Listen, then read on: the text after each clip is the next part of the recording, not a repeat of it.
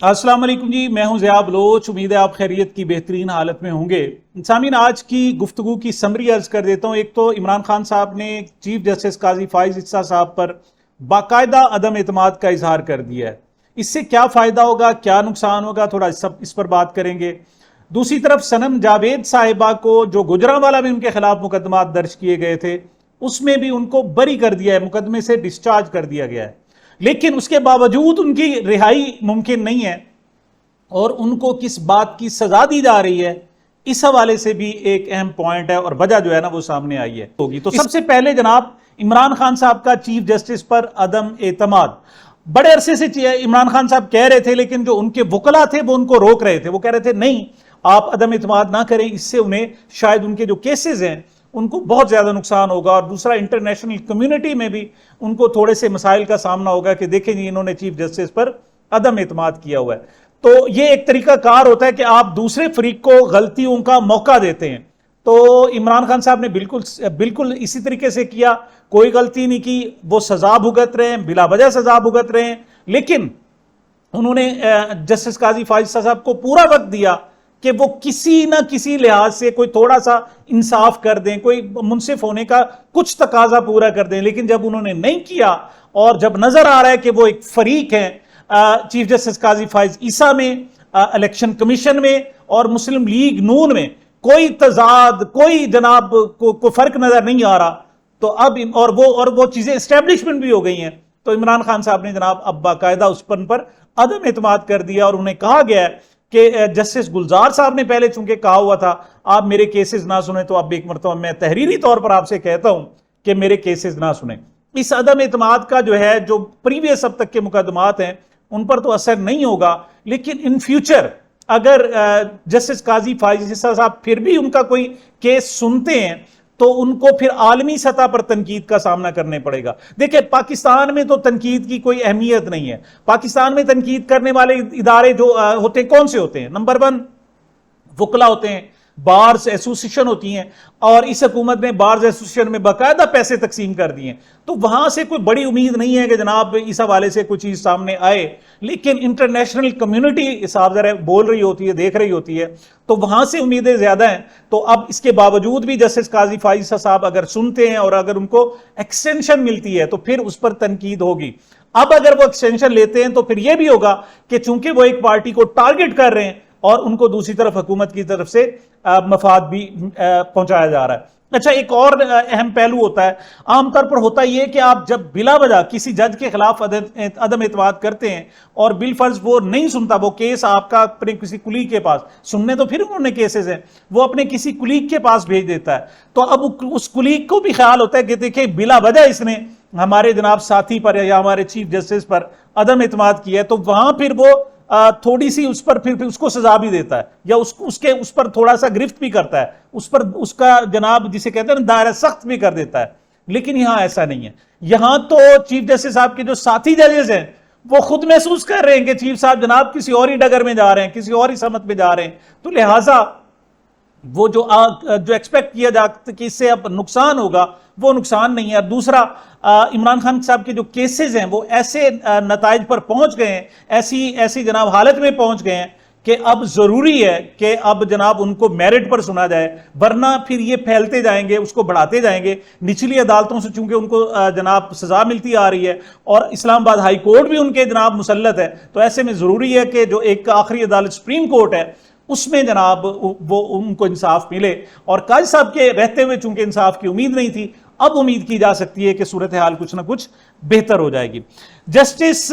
طارق محمود جہانگیری، یعنی وہ ججز جو اس وقت حکومت کے خلاف کھڑے ہوئے ہیں، اسٹیبلشمنٹ کے خلاف کھڑے ہوئے ہیں، ڈکٹیشن نہیں مان رہے، ان کے کہنے پر فیصلہ نہیں کر رہے، آزاد جج ہیں اور آزادانہ فیصلے کر رہے ہیں، ان پر سختیاں مزید طاری ہیں۔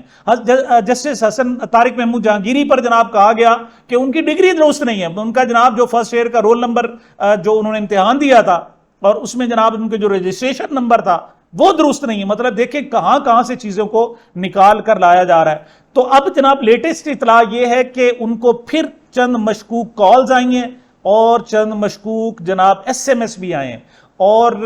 ذرائع کا کہنا یہ ہے کہ ان کو کہا گیا کہ میں ڈی جی ایف آئی اے بول رہا ہوں، اور اس طریقے سے ان سے کوئی بات کرنے کی کوشش کی گئی۔ تو اس پر جناب بعد میں جب پتا چلا کہ وہ ڈی جی ایف آئی اے نہیں تھے تو جسٹس طارق محمود جہانگیری نے رجسٹرار کے ذریعے ایک تو باقاعدہ اس کو اطلاع کر دیا ہے، اور نمبر 2 ایف آئی اے سے کہا گیا ہے کیونکہ آپ کا نام استعمال کیا جا رہا ہے، تو اس حوالے سے اس چیز کو ٹریس آؤٹ کریں۔ جسٹس میاں گل حسن نے جناب بڑے زبردست ریمارکس دیے ہیں اور اہم ترین ریمارکس دیے ہیں۔ یہ جناب لاپتہ جو کیس تھا، جبری گمشدگی کے کیس، اس میں ریمارکس ہیں۔ یہ بھی انہی آزاد ججوں میں ہیں جو اس وقت جناب اسٹیبلشمنٹ کے خلاف کھڑے ہیں، جنہوں نے لیٹر لکھا تھا اور بڑے دلیری سے اس ساری صورتحال کا مقابلہ کر رہے ہیں۔ تو جسٹس میاں گل حسن اورنگزیب صاحب نے ریمارکس دیے کہ جبری گمشدگی کا مطلب ہی یہی ہے کہ آرم فورسز نے بندے کو اٹھایا ہے، ورنہ ہماری آرم فورسز اتنی کیپیبل ہیں کہ ان کے ہوتے ہوئے کوئی اور شخص نہیں اٹھا سکتا، یا اٹھائے گا تو وہ پکڑا جائے گا۔ اب یہ سالہ سال سے لوگ پکڑے نہیں جا رہے، تو اس کا مطلب یہی ہے کہ انہی ایجنسیوں نے اس بندے کو اٹھایا ہوا ہے۔ اس موقع پر جناب جسٹس صاحب نے کہا کہ اگر میں فیصلہ دے بھی دیتا ہوں تو اس سے کیا فرق پڑے گا؟ آپ سوچ نہیں سکتے ہم کتنے بے چین ہیں، ہم کتنے بے بس ہیں، یعنی ججز بے بسی کا اظہار کر رہے ہیں۔ جسٹس کیانی نے، انہوں نے کہا جی جسٹس کیانی نے ماسٹر مائنڈ ظاہر کیا تو بدنام کرنے کی مہم شروع کی گئی۔ جسٹس میاں گل حسن اورنگزیب نے جبری گمشدگی کے کیس میں ریمارکس دیے اور اس کی سماعت ملتوی کر دیے۔ تو مطلب اس وقت ایک ماشاء اللہ کی کیفیت ہے، اور اس وقت جو ہمارے جج جبر سہ رہے ہیں وہ واقعی انہی کا ایک خاصہ ہے کہ اسے برداشت کر رہے ہیں۔ اچھا جنہیں ایک چھوٹی سی خبر اور ہے جناب کہ تہمینہ ریاض صاحبہ تھی پی ٹی آئی کی رہنما، یہ لاہور ایئرپورٹ پر جب پہنچی تو وہاں سے انہیں گرفتار کر لیا گیا۔ یہ شارجہ جانا چاہ رہی تھی ایک نجی دورے پر، لیکن جناب انہیں راستے میں گرفتار، اور اس کی ابھی تک وجہ جب تک میں آپ سے بات کر رہا ہوں اس کی کوئی وجہ بھی نہیں بتائی گئی۔ صنم جاوید صاحبہ کے حوالے سے جناب بات کرتے ہیں۔ صنم جاوید نے ایک سب سے بڑی اس کی خوبی ہے کہ پریزنر وین سے جب نکلتی ہے، عدالت آتی ہے تو مسکراہٹ ہوتی ہے، اور یہ مسکراہٹ اس وقت محترمہ مریم نواز صاحبہ سی ایم پنجاب جو ہیں ان کے دل کو کرچی کر دیتی ہے، اور وہ ادارے جو چاہتے ہیں جناب کہ صنم جاوید روئیں، ان کی جناب امیدوں پر پانی پھر جاتا ہے۔ بڑی بہادر بچی ہے جناب۔ اب جناب ان کو گوجرانوالا جو خاص طور پر جناب ان پر مقدمات دائر کیے گئے، ذرائع کہ یہ کہتے ہیں کہ اس وقت ایک میٹنگ ہوئی تھی اور کہا تھا کہ یہ 9 مہینوں میں 10 مہینوں میں تم جناب اس کی ہنسی نہیں روک سکے، تو اس پر جناب جو گوجرانوالا کا ایک افسر تھا پولیس کا، اس نے کہا جی میرے حوالے کریں، دیکھیں میں اس کو جناب ٹھیک کرتا ہوں، اور پھر وہاں مقدمات درج کیے گئے اور پھر گوجرانوالا پولیس کی کسٹڈی میں دیا گیا، اور پھر ظلم کی ایک انتہا کر دی گئی۔ یہ جون اور جولائی میں مطلب 8 گھنٹے انہیں پریزنر وین میں اس جناب ٹین کے ڈبے میں انہیں پیک کر کے دھوپ میں کھڑا کر دیا جاتا تھا، لیکن اس بچی نے کبھی کوئی شکایت نہیں کی۔ بہت سارے مسائل کا شکار رہی، اس کو سکن کے پرابلم ہوئے، اس کی جناب آنکھیں اس کی خراب ہو گئی اور بہت سارے پرابلم، لیکن وہ کھڑی ہے۔ اس نے گزشتہ روز بھی عمران خان صاحب کو پیغام پہنچایا تھا کہ خان صاحب آپ ہماری وجہ سے بلیک میل نہ ہوئیے گا، آپ چلیں، ہم آپ کے ساتھ کھڑی ہیں، ہم آپ کی طاقت تو ہے، آپ کی کمزوری نہیں ہے۔ اب جناب پتہ چلا ہے کہ جناب اگرچہ وہ گوجرانوالا جو عدالت تھی اس میں جناب انہیں ڈسچارج کر دیا، لیکن ان کی رہائی اب بھی ممکن نہیں ہے۔ کیوں کہ جناب ایک شخص کی شان میں محترمہ نے گستاخی کی تھی صنم جاوید نے، اس بچی نے، تو وہ سخت ناراض ہے۔ 13 مہینوں بعد بھی ان کا غصہ ٹلا نہیں ہے، کم نہیں ہوا بلکہ بڑھ رہا ہے۔ اس کی وجہ جناب جو بتائی ہے وہ یہ ہے کہ انہوں نے جناب کو ان کی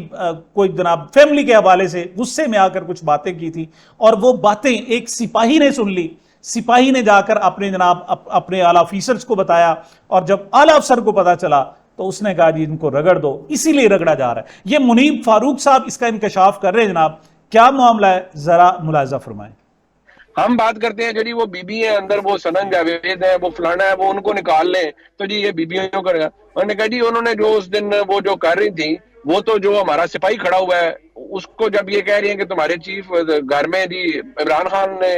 اپنی بہن دکھانے کے لیے فلانے کو لے جا رہے تھے عمران خان کو، اور ماں کا رشتہ دینے کے لیے لے جا رہے تھے، تو وہ بولے گا؟ آپ کا کیا خیال ہے، ہم اسے ایسے ہی چھوڑ دیں؟ مخصوص نشستوں کے حوالے سے جناب فیصلہ محفوظ کر دیا گیا تھا، لیکن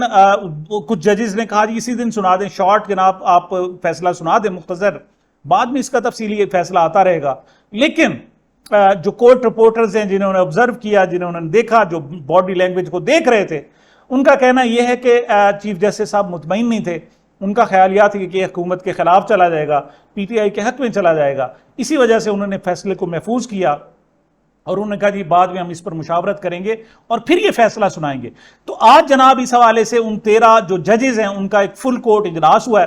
اور اس میں یہ تقریباً 2.5 گھنٹے سے زائد جاری رہا. اس پر مزید مشاورت کی گئی اور اب توقع ہے کہ جناب اس کی کوئی نہ کوئی ڈیسیژن اس کا امید ہے دے دیا جائے گا.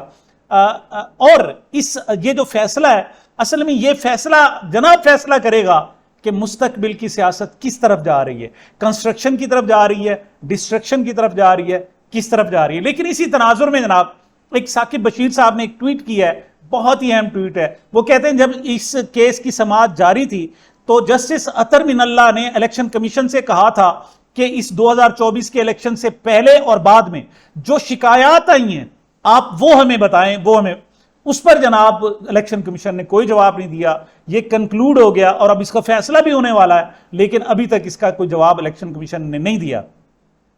ثاقب بشیر صاحب نے اس پر ایک کمنٹ کی, اور ویسے بھی بندہ سمجھ سکتا ہے کہ دو جناب افسروں اور جب ان کی آپس میں بنی ہوئی نہ ہو تو جو نیچے والا جو طبقہ ہوتا ہے, جو ساتھی ہوتے ہیں, تو وہ طاقتور کا ہمیشہ ساتھ دیتے ہیں. تو اس وقت جناب چیف جسٹس چونکہ قاضی فائز عیسیٰ صاحب ہیں اور جسٹس اطہر من اللہ جناب ان کے سب آرڈینیٹ ہیں. حالانکہ اگر جسٹس قاضی فائز عیسیٰ صاحب کو ایکشن لینا چاہیے تھا کہ میرے کلیگ نے آپ سے ریکارڈ مانگا ہے آپ کیوں نہیں دے رہے, لیکن جسٹس قاضی فائز صاحب چاہتے ہی نہیں ہے کہ یہ ساری صورتحال ہو, تو اب باقاعدہ ان کو مطلب ایک لحاظ سے جسٹس اطہر من اللہ کو انکار کر دیا ہے. یہ کسی طور پر بھی درست نہیں ہے. یہ اداروں کو اسی سے اگر کوئی شخص پوچھتا ہے کہ ادارے کیسے تباہ ہوتے ہیں تو میں آپ کو بتاتا ہوں جناب ادارے اسی وجہ سے تباہ ہوتے ہیں. سامعین, ایک بلومبرگ کی ایک رپورٹ سامنے آئی ہے اور بڑی جناب حیرتناک اور افسوسناک قسم کی ہے. اس میں بتایا گیا ہے کہ اس وقت پاکستان کے جو 94% لوگ ہیں وہ پاکستان کو چھوڑنا چاہتے ہیں. ایک بہت ہی تلخ حقیقت ہے, بہت ہی زہرناک افسوسناک حقیقت ہے کہ 1947 میں 100% پاکستان بنانے کے حامی تھے, پاکستان میں رہنے کے حامی تھے, پاکستان میں بسنے کے حامی تھے. اب 100 میں سے 94% لوگ جناب پاکستان سے بھاگنا چاہتے ہیں. یہ 6% وہ ہیں جن کے یہاں سٹیکس ہیں, جو لوٹ مار کر رہے ہیں, جن کے لیے جناب پاکستان ایک جنت بنی ہوئی ہے, لیکن انہوں نے باقی 96% لوگوں کے لیے پاکستان کو جہنم بنا دیا ہے. اور یہی وجہ ہے کہ یہاں سے لوگ جانا چاہتے ہیں. 94% لوگ ہیں, ان میں سے جناب 56% غربت کی وجہ سے جانا چاہتے ہیں. انہیں پتہ ہے کہ یہاں رہتے ہوئے غربت ان کی ٹل نہیں سکتی. 24% ہیں جو سیکیورٹی کی وجہ سے پریشان ہیں. انہیں پتہ ہے جناب یہاں جو ہمارے سیکیورٹی ادارے ہیں وہ ان طاقتوروں کو پروٹیکٹ کرنے میں لگے ہوئے, انہیں کوئی غرض نہیں ہے کہ جناب یہاں امن و امان کی کیا صورتحال ہے. اور جو 14% ہیں وہ اپنے مستقبل سے ہی مایوس ہیں اور اس حوالے سے وہ جناب چاہتے ہیں کہ پاکستان چھوڑ کر چلے جائیں. جناب اسی حوالے سے مولانا فضل الرحمان صاحب کا جناب